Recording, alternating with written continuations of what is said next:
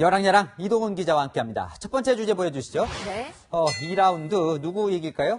진중권 전 동양대 교수와 이준석 전 국민의힘 최고위원입니다. 자, 어제 이제 저희가 주최했던 토론에 MZ 세대를 말한다 해서 이 젠더 갈등을 두고 두 사람이 이제 끝장 토론을 벌였는데 네. 오늘 2라운드가 또 있었습니까? 네, 두 사람은 어제 민주당이 재보선에서 패배한 이유는 젠더 갈등을 부추겨 20대 남성 표심을 잃었기 때문이라는 이 전 최고위원의 발언을 두고 세게 맞붙었는데요.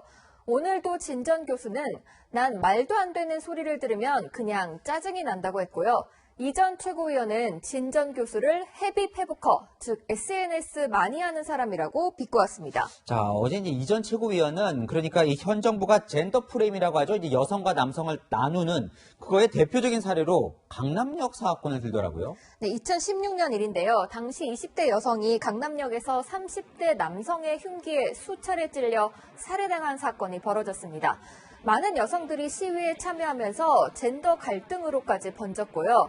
당시에 문 대통령은 현장에 붙어있던 포스트잇 문구인 다음 생엔 부디 같이 남자로 태어나요라는 글을 SNS에 공유했습니다.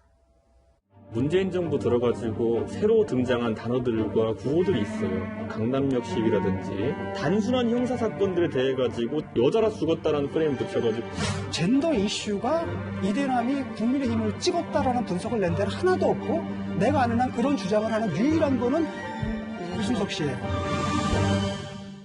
함께 패널로 나왔던 이소영 민주당 의원 발언도 좀 논란이 됐어요. 네, 여성에 대한 문화적 차별이 여전하다는 이야기를 하면서 한 말인데요. 들어보시죠. 아들을 가진 부모에게 내 자식이 변호사가 되는 것은 그것도 굉장히 좋은 결과. 근데 내 딸이 변호사가 된다? 그거는 원하지 않는 부모들이 많습니다. 그러자 SNS에서는 시대가 어느 때인데라는 논란이 있었고 이소영 의원이 지난해 SNS에 쓴 어머니의 자랑스러운 딸, 변호사, 국회의원 출마까지라는 글도 소환됐습니다.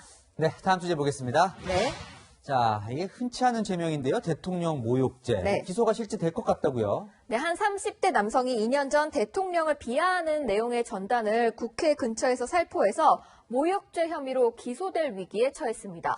근데 이건 이제 친고죄라서 대통령이 직접 고소를 해야만 이제 성립을 할 수 있다면서요. 네. 그러니까 대통령이 직접 고소를 한 겁니까? 네, 대리인을 통해서든 변호사를 고용했든 대통령이 고소 결정을 한 건데요. 정의당은 오늘 대통령에게 고소 취하를 요구했습니다. 시민들이 그 누구보다 자유롭게 비판하고 비난마저도 할 수 있어야 하는 존재가 바로 대통령입니다. 자, 이 대통령 모욕을 바라보는 이 대통령의 시선도 달라졌다 이런 얘기도 있어요. 네, 문 대통령은 지난해 8월 종교계 간담회에서 대통령을 모욕하는 정도는 표현의 범주로 허용해도 된다. 대통령 욕해서 기분이 풀리면 그것도 좋은 일이다라고 말했습니다. 그런데 그 전에 대리인이 모욕죄로 고소를 한 사실이 알려지면서 말과 행동이 다르다는 지적도 나왔습니다. 또 친문 인사들이 이 야당일 때 이 모욕죄를 이 표현의 자유를 근거로 폐지해야 된다 이렇게 요구를 했다면서요? 네, 박범계 법무부 장관, 노영민 전 대통령 비서실장 등이 국회의원 시절인 지난 2013년 모욕죄를 폐지하는 법안을 발의했었습니다. 문 대통령 모욕죄 사건 이후에는 이분들의 생각이 달라졌을지 궁금하네요. 네, 이러니까 또 내로남불 이야기가 나오던데요. 이 청와대도 입장이 바뀐 거라면 설명을 좀 해주면 좋겠습니다. 여랑야랑이었습니다.